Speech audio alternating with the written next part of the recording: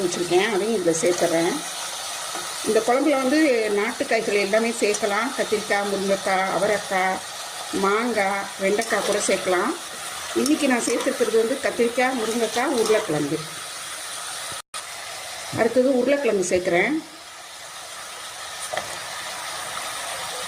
இது எல்லாத்தையும் சேர்த்து நல்லா கிளறி விட்டுட்டு குக்கரை மூடி ஒரு சவுண்டு வர விடுறேன். இந்த காயெல்லாம் மூழ்கிற அளவுக்கு அளவாக தண்ணி ஊற்றி குக்கரை மூடிடலாம். இந்த குழம்புக்கு தேவையான மசாலா அரைச்சிடலாம். ஒரு 3/4 கப் அளவு தேங்காய் கீறி வச்சுருக்கிறேன், அதை போட்டிருக்கிறேன். ஒரு 8 மிளகா வத்தல் போட்டிருக்கிறேன். ஒரு சின்ன கைப்பிடி அளவுக்கு சின்ன வெங்காயம் நறுக்குனது, கருவேப்பிலை, பூண்டு பல், சீரகம் 1 ஸ்பூன்,